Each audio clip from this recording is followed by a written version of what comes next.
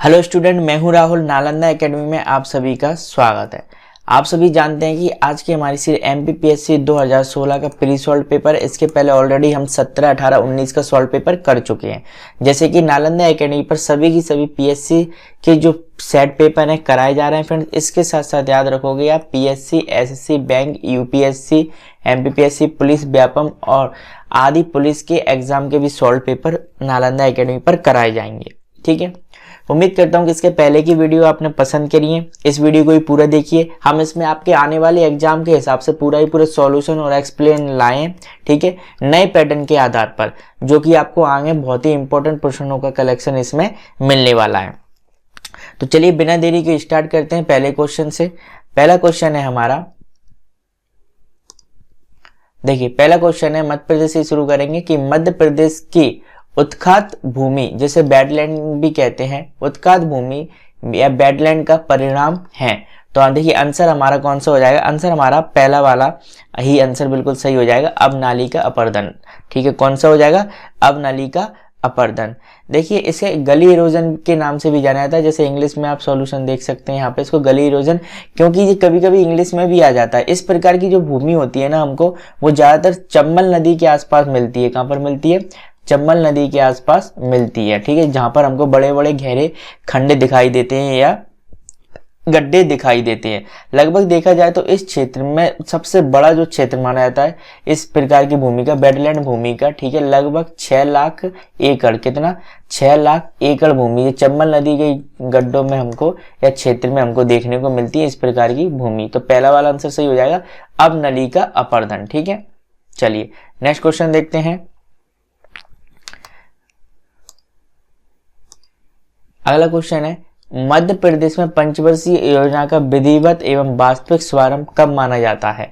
तो आप सभी को पहले इतना पता होना चाहिए कि देखिए मध्य प्रदेश का जो गठन है वो 1 नवंबर 1956 को हुआ। ठीक है, 1956 को हुआ। तो विधिवत जो पंचवर्षीय योजना है, तो याद रखो प्रथम पंचवर्षीय योजना तो हो ही नहीं सकती। ठीक है, प्रथम पंचवर्षीय और द्वितीय तो किसी कीमत पर भी नहीं हो सकती, क्योंकि नवंबर से आप इसको आसानी से याद रख सकते हो। हमारे पास बची केवल एक योजना, कौन सी, तृतीय। अब अगर अनुमान भी लगाते ना आप, तो अनुमान के लगाने पर भी इसको सही कर सकते हैं। ठीक है, तृतीय पंचवर्षीय योजना से बिल्कुल विधिवत और वास्तविक शुभारंभ माना जाता है मध्य प्रदेश की पंचवर्षीय योजनाओं में।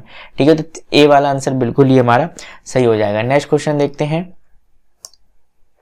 अगला क्वेश्चन है, मध्य प्रदेश लघु उद्योग, मध्य प्रदेश लघु उद्योग निगम की स्थापना कब हुई थी। तो मध्य प्रदेश लघु उद्योग की स्थापना 1961 में हुई थी। ठीक है, कब हुई थी, 1961 में। इसकी एग्जैक्ट डेट अभी याद रख सकते हो आप, 28 दिसंबर, कब, 28 दिसंबर 1961 को हुई थी।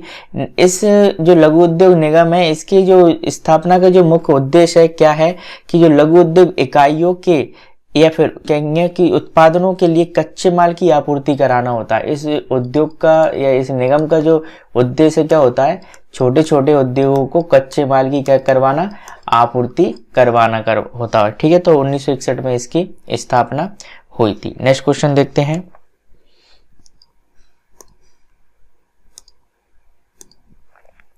अगला क्वेश्चन है, गोल्ड एक्सपोर्ट प्रमोशन पार्क कहां पर है। गोल्ड एक्सपोर्ट प्रमोशन पार्क कहां पर है। आंसर हो जाएगा हमारा इंदौर। देखिए ध्यान देना जरा, इसको क्या है आयोग ने हटा दिया गया है, लेकिन इसका सही आंसर इंदौर ही है, क्योंकि इंदौर में जो निम्नलिखित पार्क हैं उसमें से देखिए एक पहले नंबर पे आता है डायमंड पार्क। कौन सा, डायमंड पार्क। ठीक है, साथ साथ में यहाँ पे फूड पार्क पर जो डायमंड पार्क है ना, ये गोल्ड पार्क, ये इसी प्रकार के नामों से जाने जाते हैं। साथ साथ में यहाँ पे परिधान पार्क, नमकीन क्लस्टर, फार्मा क्लस्टर। ठीक है, परिधान पार्क भी है यहाँ पर, परिधान पार्क। ठीक है, लेकिन आयोग ने क्या इस कंफ्यूजन को क्लियर आंसर ना देते हुए इसने क्या दे दिया, गोल्ड एक्सपोर्ट प्रमोशन दे दिया है। इस प्रकार से क्या कहा जाता है कि इसको आयोग ने अमान्य कर दिया था। ठीक है, हम बिल्कुल जो रियलिटी है वो आपको बताएंगे, लेकिन आंसर इसका बिल्कुल इंदौर ही है। इसके अलावा तीनों में से कोई से आंसर नहीं है। इस प्रकार के पार्क भी आप याद रखोगे। ठीक है, क्वेश्चन में पूछ लिए जाते हैं। नेक्स्ट क्वेश्चन देखते हैं। 2011 की जनगणना के अनुसार मध्य प्रदेश की टोटल जनसंख्या कितनी है? तो मध्य प्रदेश की टोटल जनसंख्या कितनी है? 7.2 करोड़ है। कितनी है? ए वाला ऑप्शन ही बिल्कुल हमारा सही हो जाएगा, 7.2 करोड़। एग्जैक्ट अगर संख्या आपको याद रखना है तो एग्जैक्ट आप याद रखोगे 7,26,26,809। ठीक है, टोटल मध्य प्रदेश की पॉपुलेशन है। ठीक है, जो कि भारत की जनसंख्या में सभी राज्यों में से ये मतलब जो टोटल जनसंख्या है टोटल का 6% है, कवर करती है। कितना? टोटल 6% कवर करती है भारत की कुल जनसंख्या का। चलिए नेक्स्ट क्वेश्चन देखते हैं।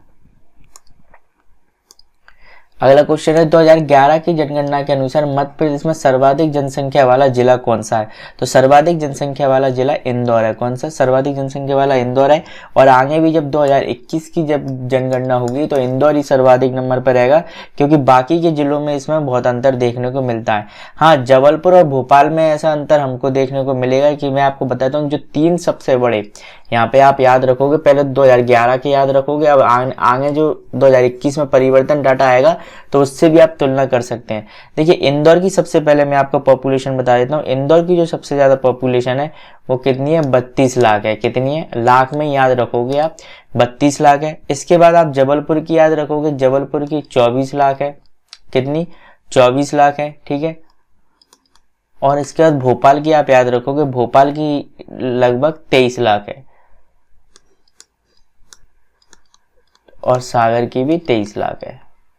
तो देखिए अब आंकड़े देखिए कि भोपाल, इंदौर और भोपाल और जबलपुर में कितना अंतर है, इसलिए 2021 की जनगणना में भी इंदौर की ही सबसे पहले नंबर पर रहेगी। नेक्स्ट क्वेश्चन देखते हैं। मध्य प्रदेश की अर्थव्यवस्था है तो कृषि प्रधान अर्थव्यवस्था है मध्य प्रदेश की। ठीक है, इसको भूलना मत, कौन सी है? कृषि प्रधान अर्थव्यवस्था है। ठीक है, नेक्स्ट क्वेश्चन देखते हैं। मध्य प्रदेश में खनिज नीति किस वर्ष घोषित की गई थी? ठीक है, तो मध्य प्रदेश में जो खनिज नीति जो घोषित की गई थी वो 1995 में की गई थी। कब की गई थी? 1995 में मध्य प्रदेश में खनिज नीति घोषित की गई थी। और जबकि मध्य प्रदेश में जो अपनी दूसरी खनिज नीति जो आई, परिवर्तन नीति जो आई, जिसे हम बोलते हैं नवीन खनिज नीति। ठीक है, नवीन खनिज नीति, ये कब आई थी हमारी? चलिए नेक्स्ट क्वेश्चन देखते हैं।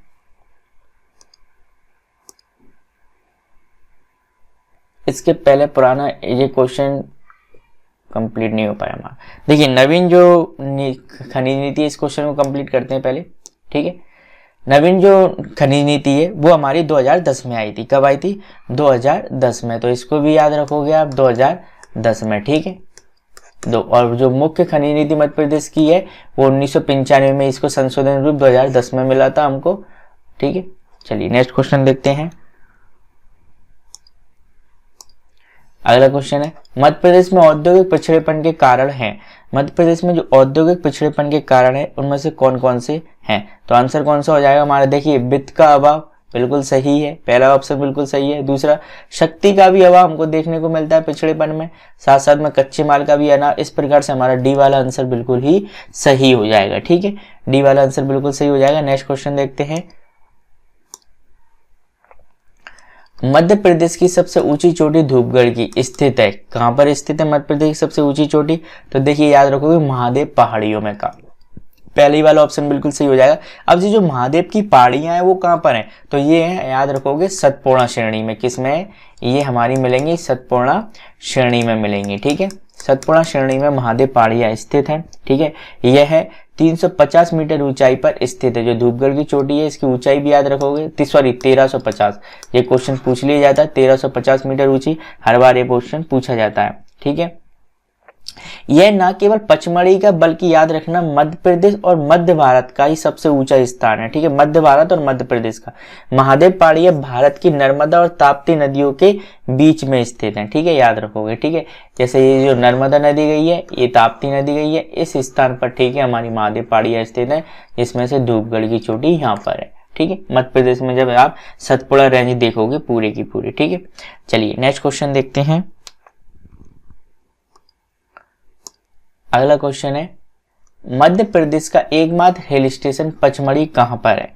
एकमात्र स्टेशन पचमढ़ी कहां पर है? अभी इससे पहले क्वेश्चन हुआ था तो पचमढ़ी महादेव पहाड़ियों में, महादेव श्रेणियों में आता है, ठीक है, जो किसकी, सॉरी, सतपुड़ा श्रेणी के अंतर्गत आता है, महादेव पर्वत श्रेणी के अंतर्गत, ठीक है, सतपुड़ा। और अगर जिला पूछ लिया जाए तो आप याद रखोगे जो पचमढ़ी है वो किस जिले में है, होशंगाबाद जिले में, ठीक है, बार बार क्वेश्चन जिले से भी पूछ लिया जाता है, होशंगाबाद जिले में है, ठीक है। ये महादेव पहाड़ियों के बीच में स्थित है। इसे सतपुड़ा की रानी के नाम से भी जाना जाता है, महादेव पहाड़ियों को किस नाम से, सतपुड़ा की रानी के नाम से भी जाना जाता है, ठीक है, सतपुड़ा की रानी। तो इस प्रकार के जो एक्स्ट्रा क्वेश्चन है वो भी आपको याद करना चाहिए, ये अक्सर पूछ लिए जाएंगे पेपर में। नेक्स्ट क्वेश्चन देखते हैं, तवा किस नदी की सहायक नदी है, तो तवा किस नदी की सहायक नदी है, तवा नर्मदा नदी की सहायक नदी है, किसकी, तवा नर्मदा नदी की सहायक नदी है, जो कि बैतूल जिले में, याद रखोगे कहां से, बैतूल जिले के मुल्ताई स्थान से निकलती है, कहां से निकलती है, बैतूल जिले के मुल्ताई स्थान से निकलती है, ठीक है, क्वेश्चन पूछ लिया जाता है। चलिए नेक्स्ट क्वेश्चन देखते हैं,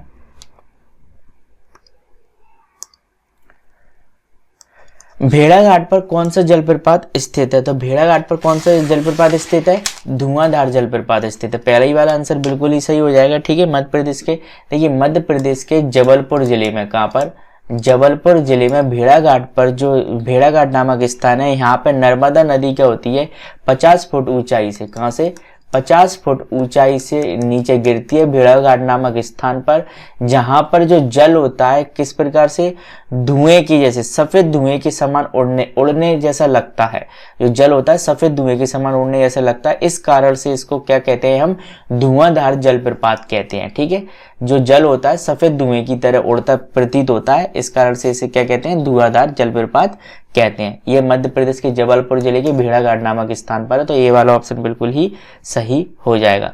अब साथ साथ में याद रखोगे कि नर्मदा नदी पर अन्य जो जलप्रपात हैं वो भी पूछ लिए जाते हैं, जैसे कि देखिए दुग्ध धारा जलप्रपात नर्मदा नदी पर ही है, साथ साथ में कपिल धारा जलप्रपात नर्मदा नदी पर ही है, ठीक है, लेकिन जो हमारा ये चचाई जलप्रपात है, ठीक है, ये चचाई जलप्रपात किस पर, नर्मदा नदी पर नहीं है। अब आपसे मेरा एक क्वेश्चन बनता है कि मुझे बताइए कि चचाई जलप्रपात किस नदी पर है, क्वेश्चन आपको बिल्कुल कमेंट बॉक्स में जल्दी से कमेंट करके बताएं, ठीक है, अगर आपको नहीं आएगा आप पूछेंगे तो मैं आपका सॉल्यूशन दे दूंगा, ठीक है। चलिए, तो चचाई जलप्रपात किस नदी पर है, नदी का नाम बताएं। नेक्स्ट क्वेश्चन देखते हैं, चंबल घाटी मध्य प्रदेश के किस भौतिक विभाग में के अंतर्गत आती है, तो याद रखो जो चंबल घाटी आती है वो मध्य भारत पठार के अंतर्गत आती है, किसके अंतर्गत आती है, मध्य भारत पठार के अंतर्गत आती है, बहुत ही इंपॉर्टेंट है चंबल घाटी। अब देखिए आप जिलों से इसको आसानी से याद कर सकते हैं, मध्य भारत का पठार किन किन जिलों में फैला हुआ है, तो उन जिलों के नाम याद रखोगे आप, भिंड जिला, ठीक है, ग्वालियर जिला, ठीक है, शिवपुरी जिला, ठीक है, इसके साथ शिवपुरी जिले के साथ साथ आपका हो जाएगा मुरैना जिला और श्योपुर जिला। ये सारे की सारे जो 5 जिले हैं ये जो मध्य प्रदेश का, याद रखोगे मध्य प्रदेश का ये जो ऊपरी भाग है ना, ये पूरा भाग किस में आता है, मध्य भारत के पठार में आता है, और यहीं से क्या निकलती है, हमारी चंबल नदी निकलती है, ठीक है, चंबल नदी गई हुई है, ठीक है। तो हमारा कौन सा आंसर हो जाएगा, सी वाला आंसर बिल्कुल ही सही हो जाएगा। नेक्स्ट क्वेश्चन देखते हैं, मध्य प्रदेश की जलवायु किस प्रकार की जलवायु, मध्य प्रदेश की जलवायु मानसून प्रकार की। इसका एक्सप्रेशन हमने ऑलरेडी पिछली सेट टेस्ट में दे दिया है, सॉरी सेट पेपरों में दे दिया है, ठीक है, 17 और 18 में मैंने मध्य प्रदेश की जलवायु को अच्छी तरीके से समझा दिया है, वहां पे भी देख सकते हैं। नेक्स्ट क्वेश्चन देखते हैं, अगला क्वेश्चन है, मध्य प्रदेश में कान्हा बाबा का मेला कहाँ पर लगता है, तो मध्य प्रदेश में जो कान्हा बाबा का मेला है वो कहाँ पर, शोडलपुर में लगता है, कहाँ पर लगता है, शोडलपुर में लगता है, बी वाला आंसर बिल्कुल ही सही हो जाएगा। देखिए पहले बच्चों में कंफ्यूजन था कि जो होशंगाबाद जिले के अंतर्गत ही शोडलपुर आता है, लेकिन नहीं है, शोडलपुर अब हरदा जिले के अंतर्गत आता है। यहाँ पर क्लियर कर लें आप कि शोडलपुर किस जिले के अंतर्गत आता है, हरदा जिले के अंतर्गत आता है, जहाँ पर कान्हा बाबा का मेला लगता है, ना कि ये कहाँ पर, होशंगाबाद जिले। इसके पहले ये होशंगाबाद में था, लेकिन अब ये हरदा जिले के अंतर्गत आता है, ठीक है। नेक्स्ट क्वेश्चन देखते हैं,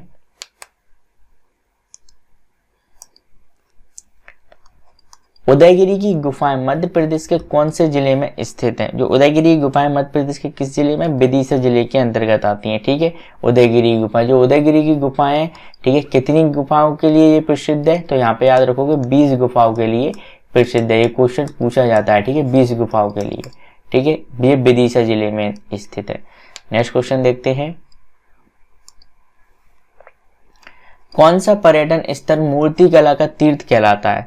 तो याद रखो, बहुत ही इंपॉर्टेंट, कई बार पूछ लिया जाता है। खजुराहो, मध्य प्रदेश के छतरपुर जिले में, कहां पर? छतरपुर जिले में स्थित खजुराहो शिल्प कला और वास्तुकला का प्रमुख उदाहरण है। जो कई बार पूछ लिया जाता है, जो मूर्ति कला का तीर्थ कहलाता है खजुराहो। ठीक है, नेक्स्ट क्वेश्चन देखते हैं, कौन सी जनजाति लोहासुर को अपना देवता मानती है? इनमें से कौन सी जनजाति है जो लोहासुर को अपना देवता मानती है? आंसर हो जाएगा हमारा कौन सा? अगरिया जनजाति। कौन सी? अगरिया जनजाति जो है वो लोहासुर को अपना देवता मानती है। यह जनजाति मुख्यतः मध्य प्रदेश के मंडला व शहडोल में, कहाँ पर? शहडोल में निवास करती है मुख्यतः। याद रखोगे, अगरिया जनजाति क्या है कि जो लोहासुर है इनके, देखिए ये जो अगरिया है मुख्य रूप से लोहे का कार्य करती हैं, जो जलती हुई भट्टियों में काम करती हैं। जलती हुई भट्टियों में लोहासुर का निवास स्थान मानते हैं। उन्हीं को ये कुछ जैसे कि मुर्गी की भेंट चढ़ाना, इस प्रकार के कार्य ये करते हैं। ठीक है, तो लोहासुर को यानी जलती हुई भट्टियों में कार्य करना लोहे का, इस कारण से ये लोहासुर को अपना इष्ट या देवता मानती है अगरिया जनजाति। नेक्स्ट क्वेश्चन है, अगला क्वेश्चन है, भारत भवन कहाँ पर है? तो भारत भवन कहाँ पर? भोपाल में है। डी वाला आंसर बिल्कुल ही सही हो जाएगा। भारत भवन देखिए मध्य प्रदेश की राजधानी भोपाल में स्थित है। यह एक विविध केंद्र है। क्या है? एक विविध केंद्र है। ठीक है, इसकी स्थापना कब हुई थी? 1982 में। ये क्वेश्चन भी पूछ लिया जाता है। इसकी स्थापना किसने की थी? तो आप याद रखोगे, इसकी स्थापना चार्ल्स कोरियल ने की थी। किसने की थी? चार्ल्स कोरियल, या फिर कोरिया जिसको कहा जाता है। ठीक है, यह श्यामला हिल्स है। ये भोपाल की कहाँ पर? श्यामला हिल्स पर स्थित है। ठीक है, कहाँ पर स्थित है ये भोपाल की श्यामला हिल्स पर स्थित है। ये क्वेश्चन भी पूछ लिया, यानी श्यामला पहाड़ी पर स्थित है। चलिए नेक्स्ट क्वेश्चन देखते हैं। इस प्रकार के क्वेश्चन कुछ पूछे जाते हैं। अगला क्वेश्चन है हमारा, प्रतिशत की दृष्टि से मध्य प्रदेश में, जरा ध्यान देना यहाँ पर, प्रतिशत की दृष्टि से मध्य प्रदेश में सर्वाधिक अनुसूचित जनजाति वाला जिला कौन सा है? देखिए, अगर देखा जाए प्रतिशत की दृष्टि से जो मध्य प्रदेश में सर्वाधिक अनुसूचित जनजाति वाला जिला है, तो इनमें से कोई सा ऑप्शन ही नहीं है। ठीक है, जब से झाबुआ से अलीराजपुर अलग हुआ है, ठीक है ना, तब से देखा जाए, लेकिन इनमें से अगर देखा जाए तो हमारा झाबुआ सही हो जाए। देखिए, मैं आपको क्रम बता देता हूँ। पहले नंबर पे आता है अलीराजपुर। कौन सा आता है? अलीराजपुर आता है, जिसमें परसेंटेज के आधार पर सबसे ज्यादा 89%, ठीक है, अनुसूचित जनजाति पाई जाती है। उसके बाद झाबुआ आता है, इसमें 87% पाई जाती है। ठीक है, उसके बाद बड़वानी आता है। बड़वानी में 70% के आसपास पाई जाती है। ठीक है, तो अगर जनसंख्या की दृष्टि से देखेंगे तो धार सबसे बड़ा जिला है, जहां पर अनुसूचित जनजाति सबसे ज्यादा निवास करती है। कौन पर? धार जिले में। लेकिन आयोग ने ये क्वेश्चन को क्या कर दिया? निरस्त कर दिया, क्योंकि अलीराजपुर इसमें ऑप्शन में नहीं था। मुख्य रूप से झाबुआ इसका आंसर बिल्कुल ही सही हो सकता था। नेक्स्ट क्वेश्चन देखते हैं, 1024 किलोवाट बराबर होता है। तो 1024 जो किलोवाट है किसके? 1 मेगावाट या 1 MB के बराबर होता है। आप सभी को पता है 1 MB बराबर कितने? 1024 kV होती है। ठीक है, 1024 kV होती है। ठीक है, उसी प्रकार से 1024 MB बराबर 1 गीगावाट होता है। ठीक है, क्या होता है? 1 गीगावाट। ठीक, उसी प्रकार 1024 GB बराबर क्या होता है? 1 TB होती है, 1 टेराबाइट होता है। ठीक है, तो इस प्रकार से जो पूरे नंबर्स को याद रखना, KB बाइट से लेकर, जब कई बार क्वेश्चन पूछ लिया जाता है। नेक्स्ट क्वेश्चन देखते हैं। अगला क्वेश्चन है, एक्सेल स्प्रेडशीट की मूल इकाई जहां पर डाटा एंट्री की जाती है क्या कहलाती है? तो क्या कहलाती है? सेल कहलाती है। देखिए, आपने टेबल देखी होगी, इस प्रकार से टेबल रहती है कि किसमें? एक्सेल में रहती है ना टेबल। इस प्रकार से टेबल रहती है, ऊपर से कॉलम बने रहते हैं उसके पूरे।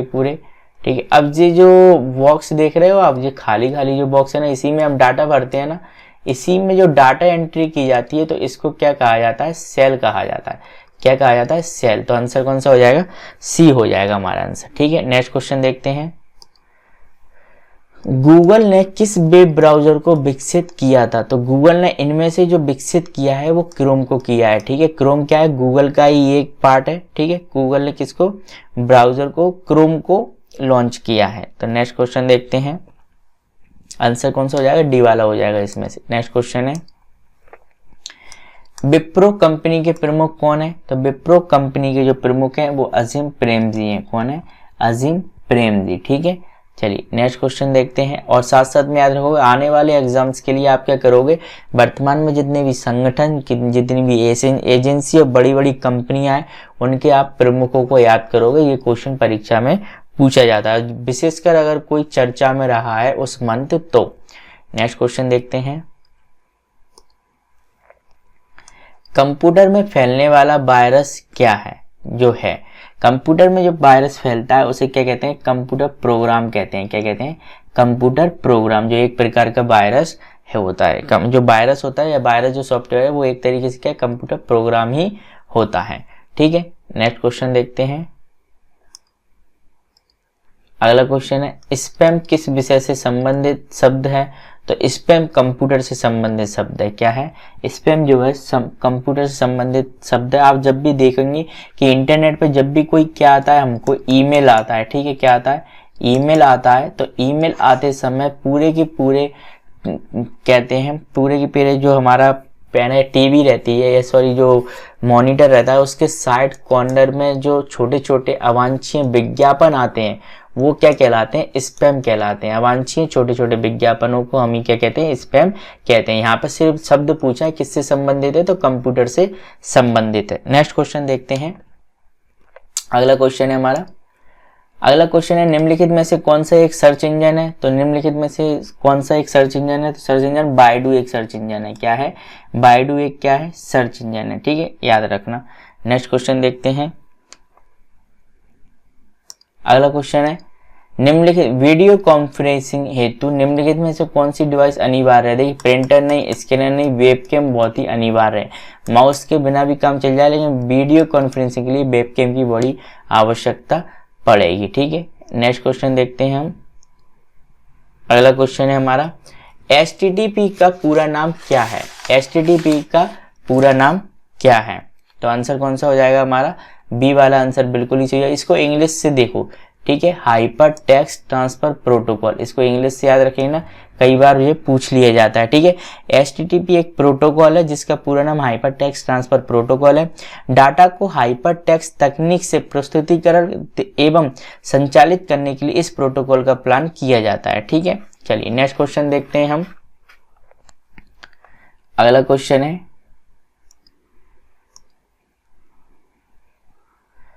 भारत में केंद्रीय गंगा प्राधिकरण की स्थापना कब की गई थी? भारत में केंद्रीय गंगा प्राधिकरण की जो स्थापना की गई थी, याद रखोगे 1985 में की गई थी, ठीक है। आंसर डी वाला आंसर सही हो जाएगा। भारत में गंगा को प्रदूषित से मुक्त कराने के लिए स्वर्गीय प्रधानमंत्री जो राजीव गांधी की अध्यक्षता में वर्ष 1985 कब 1985 में केंद्रीय गंगा प्राधिकरण की गठन किया गया था, ठीक है, याद रखना। जिस इसमें लक्ष्य रखा गया था कि गंगा को 2020 तक पूरी तरीके से क्या करना, कचरा मुक्त करना या बिल्कुल प्रदूषण मुक्त करना था। नेक्स्ट क्वेश्चन देखते हैं, अगला क्वेश्चन है, निम्नलिखित में से कौन सा एक जीवाश्म ईंधन नहीं है? इनमें से देखिए कोयला, पेट्रोलियम, प्राकृतिक गैस, ये सभी की सभी क्या है? जीवाश्म। इनमें जीवों की क्या पाई जाती है? मौजूदगी पाई जाती है, इसलिए इनमें क्या है? जीवाश्म ईंधन है। लेकिन यूरेनियम जो है जीवाश्म ईंधन नहीं है। क्या? यूरेनियम जीवाश्म ईंधन नहीं है। नेक्स्ट क्वेश्चन देखते हैं,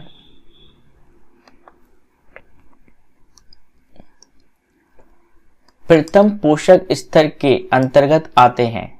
प्रथम, ध्यान देना जरा, प्रथम पोषक स्तर के अंतर्गत आते हैं, तो आंसर कौन सा हो जाएगा हमारा? देखिए जो प्रथम पोषक स्तर के अंतर्गत की अगर बात करी जाए तो हरित पादप, कौन?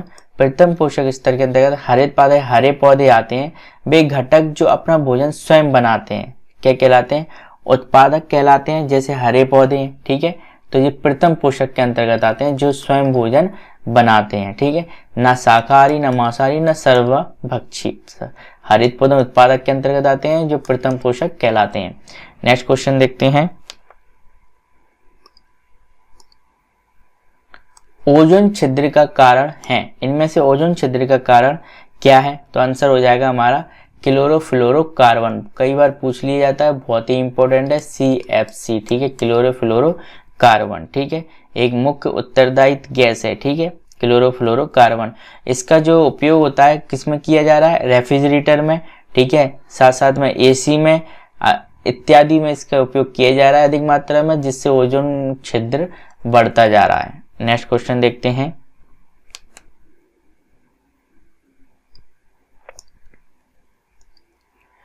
इनमें से किस पर्यावरणविद को जल पुरुष, याद रखना, जल पुरुष के नाम से जाना जाता है? तो देखिए, जल पुरुष को इनमें से जाना जाता है राजेंद्र सिंह को, ठीक है। अब यहाँ कंफ्यूज मत होना, यहाँ पर राजेंद्र चौधरी है, ठीक है, लेकिन राजेंद्र सिंह आंसर सही है। हालांकि इस विभाग ने इस क्वेश्चन को हटा दिया था, बाद में जब पता चला कि मिसप्रिंट हो गया, इस कारण से उसने हटाया था, लेकिन आंसर राजेंद्र सिंह को ही क्या कहा जाता है? जल पुरुष कहा जाता है, ठीक है, याद रखेंगे। नेक्स्ट क्वेश्चन देखते हैं, अगला क्वेश्चन है हमारा, अगला क्वेश्चन है, चिपको आंदोलन के प्रणेता कौन है? बहुत ही इंपॉर्टेंट है, ठीक है, याद रखोगे। तो आंसर कौन सा हो जाएगा हमारा? सुंदर बहुगुणा। कौन है? सी वाला आंसर बिल्कुल सही हो जाएगा। चिपको आंदोलन, याद रखोगे, एक पर्यावरण रक्षा आंदोलन है। यह भारत के उत्तराखंड राज्यों में, कहां पर? उत्तराखंड राज्यों में किसानों के द्वारा किया गया था। जब वृक्षों की कटाई की जा रही थी तो उनको रोकने के लिए किया गया था, ठीक है, चिपको आंदोलन, जिसे मुख्य भूमिका निभाई थी सुंदरलाल बहुगुणा ने। यह आंदोलन, याद रखोगे, कब किया गया था?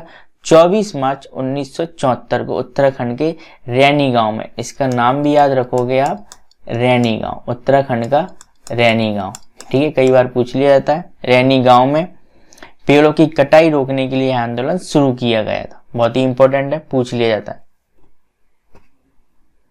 चलिए नेक्स्ट क्वेश्चन देखते हैं,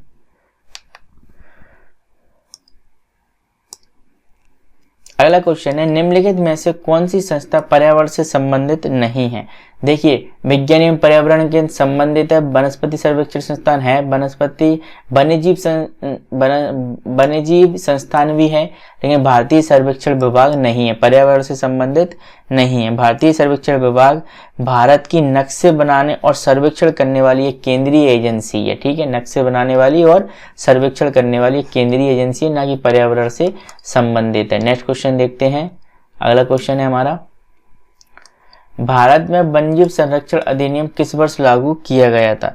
भारत में वन्यजीव संरक्षण अधिनियम 1972 में लागू किया गया था। कब किया गया था? 1972 में। देश की पारिस्थितिकी और पर्यावरणीय सुरक्षा सुनिश्चित करने की दृष्टि से वन्य प्राणियों, पक्षियों और पादपों के संरक्षण के लिए तथा उनसे संबंधित या अनुवांशिक विषयों का उपबंध करने के लिए वन प्राणी संरक्षण अधिनियम 1972 पारित किया गया था, ठीक है, जिसे समय समय पर संशोधन किया गया था, ठीक है, याद रखना। लेकिन उस समय क्या था, ये समस्त भारत में लागू किया गया था, केवल जम्मू कश्मीर को छोड़कर। किसको? जम्मू कश्मीर राज्य को छोड़कर। लेकिन अब पूरी तरीके से जम्मू कश्मीर राज्य को अलग होने पर क्या हो गया है, ये पूरे संपूर्ण भारत में लागू हो गया है, ठीक है, ये जो अधिनियम है संपूर्ण भारत में लागू हो गया है। नेक्स्ट क्वेश्चन देखते हैं, अगला क्वेश्चन है, मायोपिया किस अंग का दोष है? हृदय, कर्ण, नेत्र या वक्र? तो याद रखोगे नेत्र का है। जो मायोपिया है, रोग है, वो किससे संबंधित है? मायोपिया रोग नेत्र से संबंधित है, ठीक है, किससे? नेत्र से संबंधित है। यह एक नेत्र से संबंधित निकट दृष्टि दोष है। कौन सा है?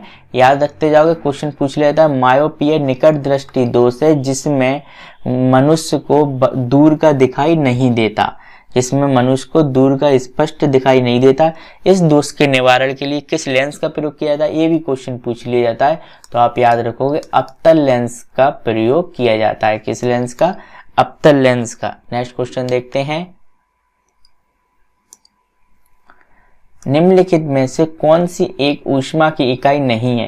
देखिए, जिसमें कैलोरी और जूल आ रहा है वो तो ऊष्मा की इकाई है, लेकिन वाट क्या है? ऊष्मा की इकाई नहीं है, शक्ति की इकाई है, ठीक है, याद रखोगे, ठीक है, ठीक है, कैलोरी और जूल तो ऊष्मा की इकाई है, लेकिन वाट नहीं है, तो डी वाला आंसर हमारा बिल्कुल सही हो जाएगा। नेक्स्ट क्वेश्चन देखते हैं, अगला क्वेश्चन है,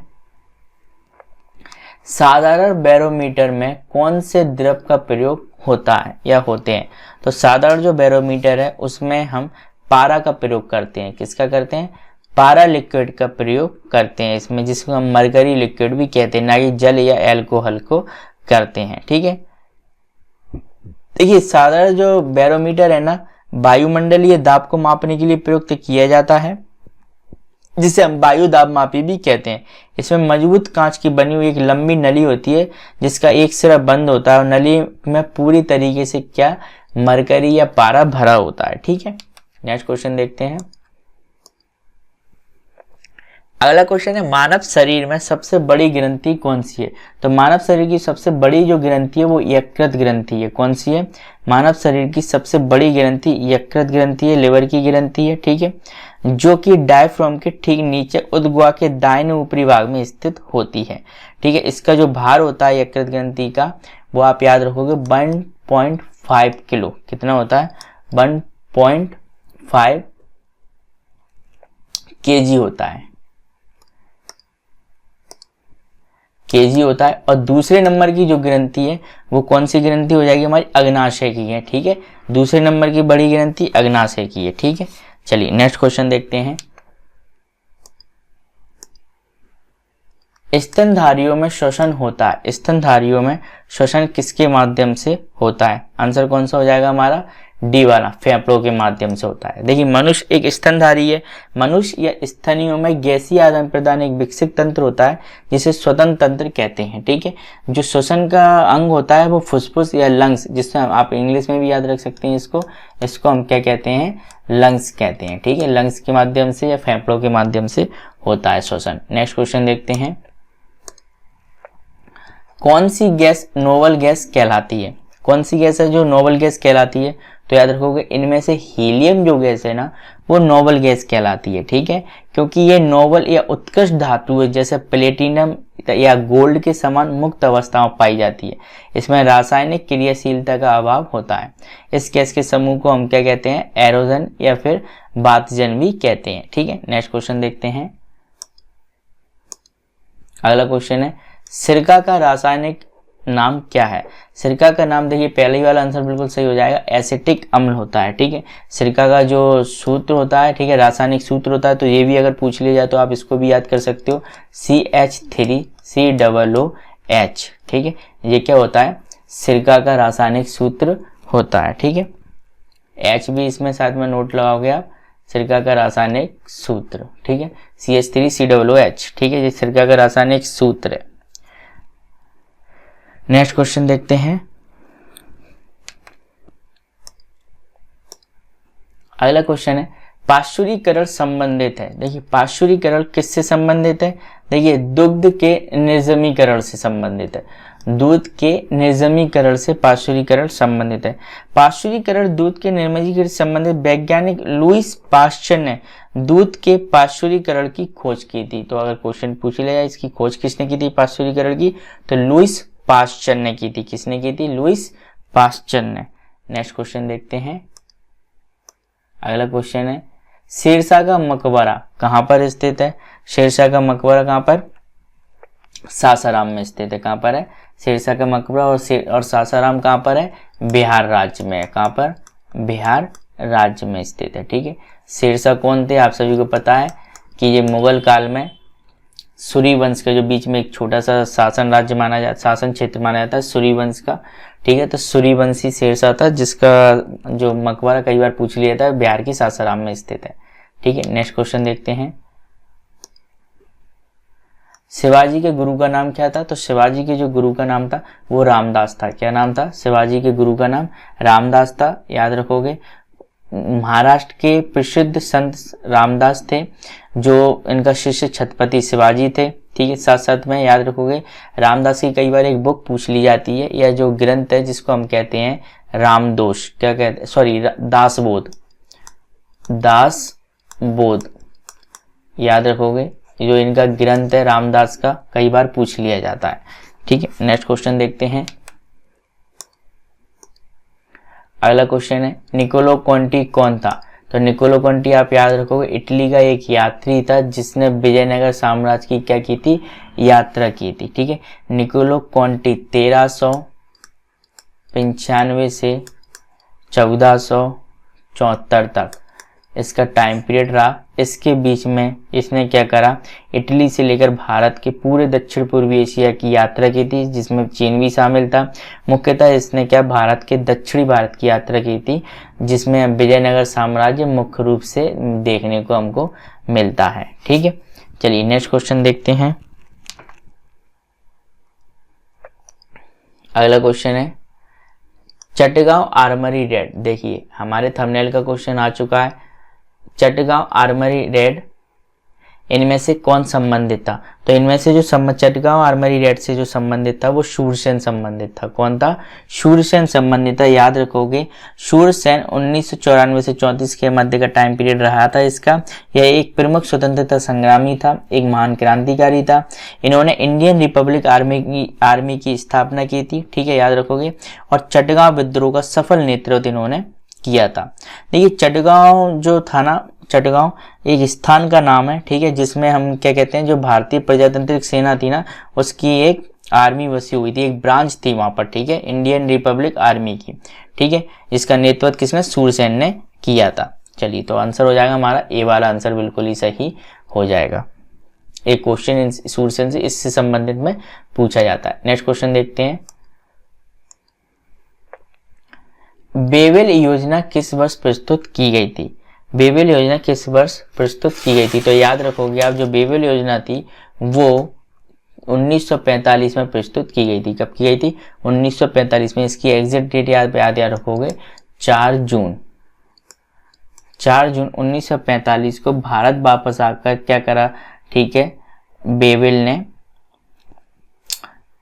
योजना को रखा। और बेवेल योजना के तहत 25 जून 1945 को शिमला में सर्वदलीय सम्मेलन भी इसमें बुलाया गया था। ठीक है, बहुत ही इंपॉर्टेंट है, कई बार पूछ लिया था किस योजना के तहत शिमला में सर्वदलीय सम्मेलन बुलाया गया था। तो बेवेल योजना के तहत ही 25 जून को, कब? 25 जून 1945 को यह बैठक बुलाई गई थी। ठीक है, चलिए नेक्स्ट क्वेश्चन देखते हैं।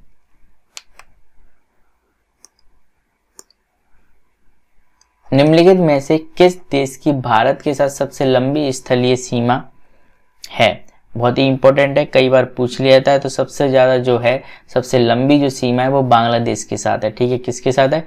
बांग्लादेश के साथ है। दूरी आप याद रखोगे 4096 है। कितनी है? 4096 है। ठीक है, पाकिस्तान के साथ आप याद रखोगे, पाकिस्तान के साथ कितनी है? 3310 किलोमीटर। ये किलोमीटर लगाते जाना। ठीक है, 3310। नेपाल के साथ आप याद रखोगे, नेपाल के साथ 1752 है। ठीक है, 1752 किलोमीटर। और चीन के साथ कितनी है इसकी? चीन के साथ 3917 है। ठीक है, 3917 किलोमीटर। तो सबसे अधिक जो दूरी है वो बांग्लादेश के साथ सीमा बनाता है भारत। नेक्स्ट क्वेश्चन देखते हैं। निम्नलिखित में से दक्षिण भारत की सबसे ऊंची चोटी कौन सी है? तो दक्षिण भारत की जो सबसे ऊंची चोटी है वो अनाईमुडी है। कौन सी है? अनाईमुडी है, जो कि अन्नामलाई पहाड़ी पर स्थित है। इसकी सबसे ऊंचाई जो है सबसे दक्षिण भारत की, तो याद रखोगे 2695 मीटर। कितनी है? 2695 मीटर। और दूसरे नंबर की दोदा बेटा है, याद रखोगे तमिलनाडु के क्षेत्र में। ठीक है, सबसे ऊंची दक्षिण भारत की दूसरी सबसे ऊंची चोटी जिसकी ऊंचाई है 2637, थोड़ा बहुत ही अंतर है इसमें, 2637 मीटर। तो दोनों को याद रखोगे, जो अन्नामलाई के अंतर्गत आती है। ठीक है, तमिलनाडु के अंतर्गत दोदा बेटा, दोनों दक्षिण भारत की क्रमशः बड़ी छोटी चोटी हैं। नेक्स्ट क्वेश्चन देखते हैं। अगला क्वेश्चन है, किन दो पर्वत श्रेणियों के मध्य कश्मीर घाटी स्थित है? ठीक है, तो बहुत ही इंपॉर्टेंट है, आंसर हो जाएगा हमारा बृहत हिमालय व पीर पंजाल श्रेणियों के मध्य स्थित है। ठीक है, बृहत हिमालय और पीर पंजाल श्रेणियों के मध्य कश्मीर घाटी स्थित है। नेक्स्ट क्वेश्चन देखते हैं। भारत के किस द्वीप का उद्गम ज्वालामुखी है? तो देखो, भारत का जो बैरन द्वीप है ना, एक ज्वालामुखी द्वीप है। ठीक है, ये वाला आंसर बिल्कुल ही सही हो जाएगा। भारत के बैरन द्वीप का उद्गम ज्वालामुखी है। लगभग ये कितने किलोमीटर में फैला है? 3 किलोमीटर क्षेत्र में फैला हुआ है। कहाँ पर? 3 किलोमीटर क्षेत्र में फैला हुआ है। इस प्रकार से भी क्वेश्चन पूछा जाता है। यह किस क्षेत्र के अंतर्गत आता है? तो ये अंडमान निकोबार द्वीप समूह के पोर्ट ब्लेयर क्षेत्र के अंतर्गत आता है। किस क्षेत्र के अंतर्गत आता है? पोर्ट ब्लेयर, ठीक है। पोर्ट ब्लेयर राजधानी जो कैपिटल है उसके अंतर्गत आता है, ठीक है। पोर्ट ब्लेयर से थोड़ी मतलब हम 500 किलोमीटर की दूरी पर स्थित है जी, ठीक है। या तो बंगाल खाड़ी में प्रमुख द्वीप है ये। यह भारत का ही नहीं, साथ साथ में याद रखो दक्षिण एशिया का एकमात्र सक्रिय ज्वालामुखी द्वीप है, ठीक है। दक्षिण एशिया का एकमात्र सक्रिय ज्वालामुखी द्वीप। नेक्स्ट क्वेश्चन देखते हैं, निम्नलिखित में से कौन सा एक भारत में नीली क्रांति से संबंधित है? निम्नलिखित में से तो याद रखोगे मत्स्य पालन जो है, कौन सा? फिशिकल्चर जो है किससे? नीली क्रांति से संबंधित है, ठीक है। मछलियों तथा समुद्री उत्पादों के उत्पादन में वृद्धि करने के लिए अपनाया गया पैकेज कार्यक्रम नीली क्रांति कहलाता है, ठीक है। चलिए, इस भारत में आप इसको याद भी रख सकते हो, भारत में इसकी शुरुआत जो हुई थी 5वीं पंचवर्षीय योजना में 1970 में मानी जाती है, ठीक है। 5वीं पंचवर्षीय योजना में नीली क्रांति की शुरुआत 1970 में मानी जाती है।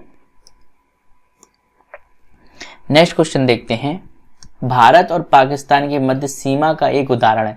चारों ऑप्शन में से याद रखोगे अध्यारोपित सीमा का उदाहरण है, ठीक है, ठीक है। लॉर्ड कौन थे?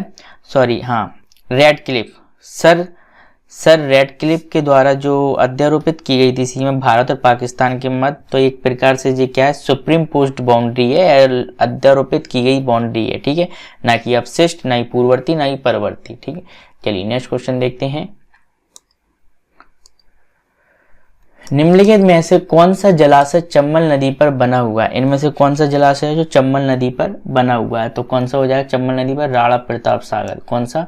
राणा प्रताप सागर जलाशय चंबल नदी पर बना हुआ है। इसके साथ साथ दो जलाशय और हैं चंबल नदी पर, प्रमुख रूप से 3 जलाशय हैं जो अक्सर पूछ लिए जाते हैं, तो आपको नाम याद होना चाहिए।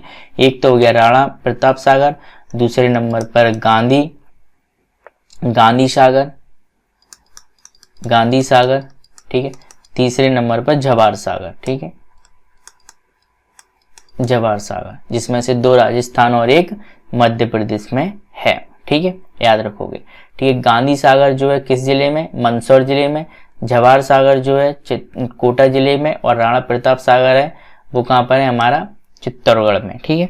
तो 2 राजस्थान में होगा और 1 मध्य प्रदेश में। नेक्स्ट क्वेश्चन देखते हैं, भारत में निम्नलिखित में से कहाँ सबसे बड़ा पोत प्रांगण या शिपयार्ड है? भारत में निम्नलिखित में से तो कहाँ पर? कोचीन में है, ठीक है। सबसे बड़ा कहाँ पर है? कोचीन में। सबसे बड़ा शिपयार्ड जो है वो कोचीन में है, ठीक है। नेक्स्ट क्वेश्चन देखते हैं,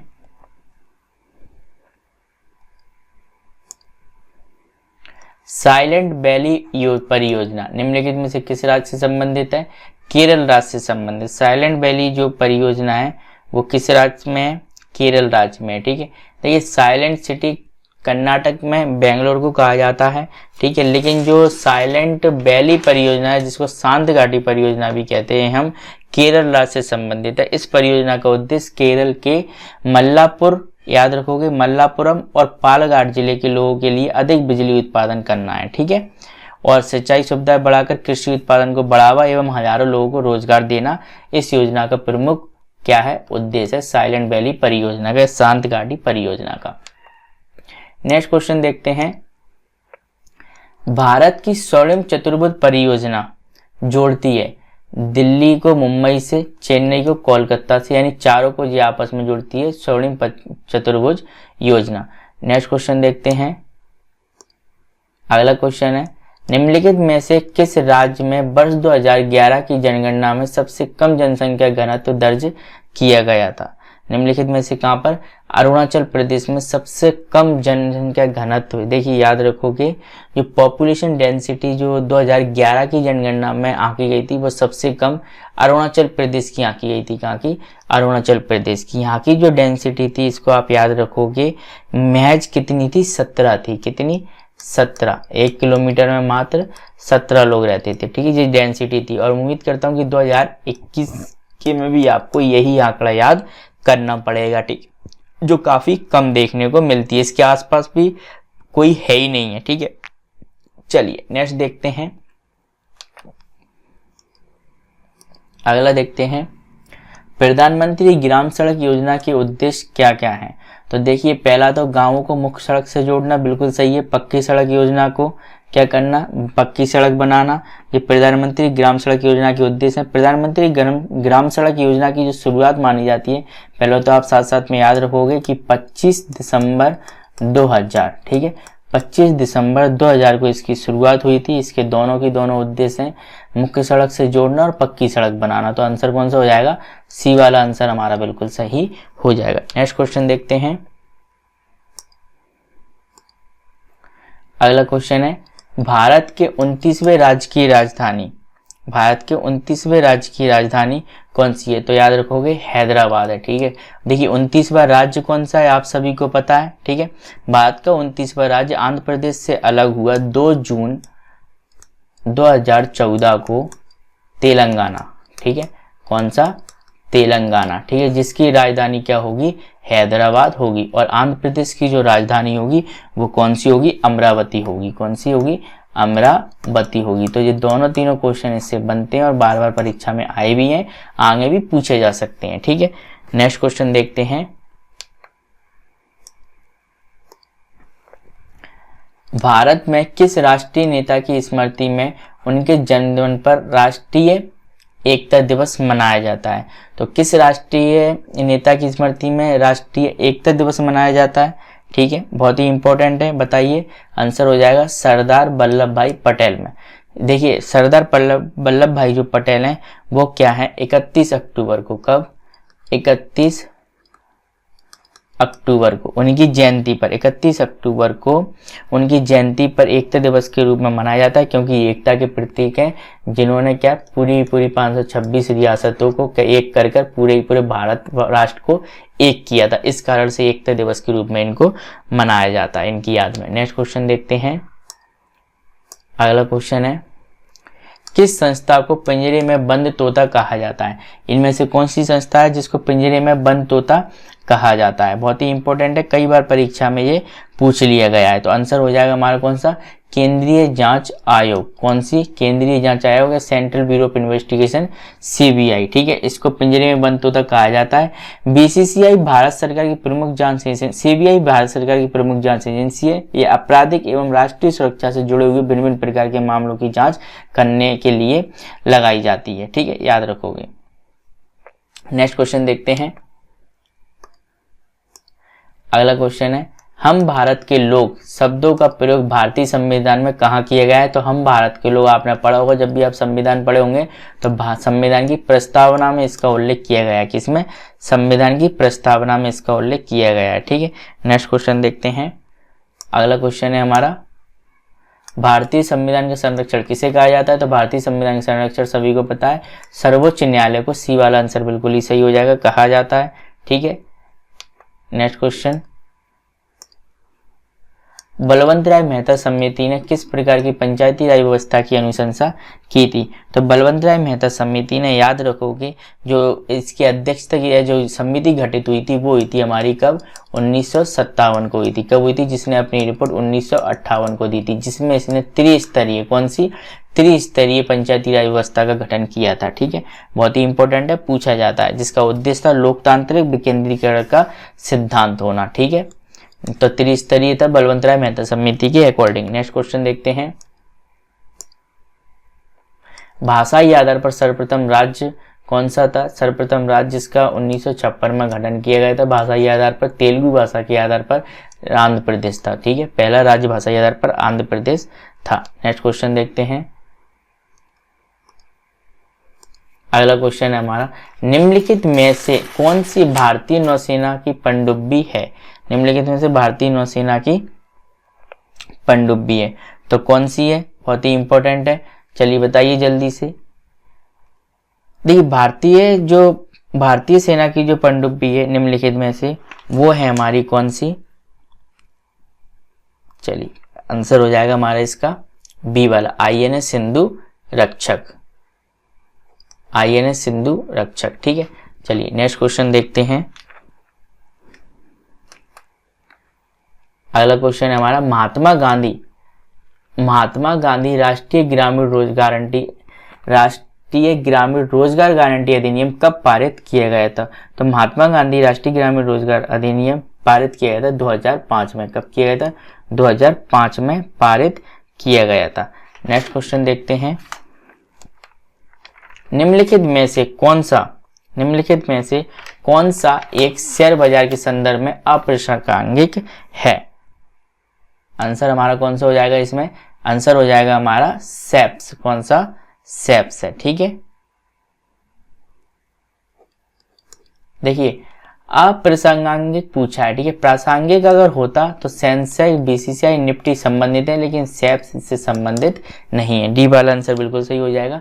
नेक्स्ट क्वेश्चन देखते हैं, भारत का सबसे बड़ा व्यापारिक बैंक है, भारत का सबसे बड़ा जो व्यापारिक बैंक है वो कौन सा? स्टेट बैंक ऑफ इंडिया है। ठीक है, भारत का सबसे बड़ा व्यापारिक bank state bank of India है। ठीक है, चलिए नेक्स्ट क्वेश्चन देखते हैं, वैज्ञानिक समाजवाद का श्रेय जाता है, किसे जाता है? कार्ल मार्क्स को जाता है। वैज्ञानिक समाजवाद का श्रेय देखिए याद रखोगे कार्ल हेनरिक मार्क्स को जाता है, इनका जो पूरा नाम है। ठीक है, समाज शास्त्र से संबंधित है। ठीक है, यह एक जर्मन दार्शनिक, अर्थशास्त्री और वैज्ञानिक समाजवाद हैं, समाजवाद के प्रणेता हैं। ठीक है, इनकी प्रमुख पुस्तकों में अगर आप देखोगे तो कई बार इन्होंने अपनी जो समाजवादियों से संबंधित जो बाइबल के उपनाम से विख्यात है दास कैपिटल, इन्हीं का सिद्धांत है दिया हुआ। ठीक है, बहुत ही इंपॉर्टेंट है, कई बार पूछा जाता है। ठीक है, तो कार्ल मार्क्स हैं प्रमुख। नेक्स्ट क्वेश्चन देखते हैं,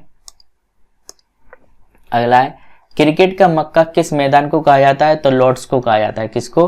क्रिकेट का जो मक्का है वो लॉर्ड्स को कहा जाता है। ये कहाँ पर है? इंग्लैंड के लंदन में स्थित है। कहाँ पर है? लंदन में स्थित है। देखिए ये लॉर्ड्स क्यों पड़ा? देखिए जो इसका नामकरण है ना, इसके जो संस्थापक हैं इस स्टेडियम के, थॉमस लॉर्ड्स के नाम पर इसका नाम लॉर्ड्स पड़ा। इसे याद रखोगे। क्रिकेट का घर भी कहा जाता है लॉर्ड्स को। किसको? क्रिकेट का घर और पुराना खेल संग्रहालय भी कहा जाता है। विश्व का पुराना या दुनिया का पुराना खेल संग्रहालय लॉर्ड्स को ही। ठीक है, नेक्स्ट क्वेश्चन देखते हैं, अगला क्वेश्चन है हमारा, फुटबॉल को ओलंपिक खेलों में कब शामिल किया गया था? तो याद रखोगे 1900 में पेरिस के ओलंपिक खेलों में शामिल किया गया था फुटबॉल को। तो प्रथम खेल तो आप सभी को पता है 1896 का था एथेंस, लेकिन दूसरे खेल में ओलंपिक में फुटबॉल को सम्मिलित किया गया था। तो ए वाला आंसर बिल्कुल हमारा सही हो जाएगा। नेक्स्ट क्वेश्चन देखते हैं, अगला क्वेश्चन है हमारा आलू। कौन सा? कि आलू है एक, तो देखिए मूल है, फल है, कंद है या सलकंद है? तो याद रखोगे यह एक क्या है? कंद है। ठीक है, ट्यूबर है। अब ध्यान देना जरा, कंद किस प्रकार से है। देखिए जो पौधे का जो भूमि के अंदर बनने वाला जो भाग होता है ना, वो क्या कहलाता है? हमारा कंद कहलाता है। ठीक है, और आलू जो है ना, जड़ अथवा तना दोनों से विकसित होता है। जड़ से भी होता है, तने से भी होता है। जब यह जड़ से विकसित होता है ना, तो ये क्या कहलाता है? जब ये जड़ से विकसित होता है तो ये मूल कंद कहलाता है। क्या कहलाता है? मूल कंद है, आलू ही लेकिन मूल कंद। और जब ये तने से विकसित होता है तो ये कहलाता है स्तंभ। क्या कहलाता है? ये कहलाता है स्तंभ कंद। जब ये स्तंभ कंद कहलाता है। ठीक है, और आलू जो है एक स्तंभ कंद का सबसे अच्छा उदाहरण है। जब स्तंभ कंद नहीं है लेकिन कंद इसका आंसर ही हो जाएगा। ठीक है, नेक्स्ट क्वेश्चन देखते हैं,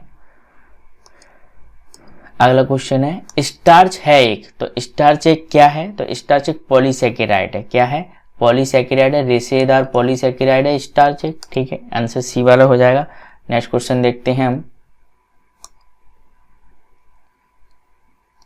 अगला क्वेश्चन है अक्टूबर 2015 में ई सहयोग योजना किस विभाग के द्वारा प्रारंभ की गई थी? अक्टूबर 2015 में, तो याद रखोगे आयकर विभाग के द्वारा। किसके द्वारा?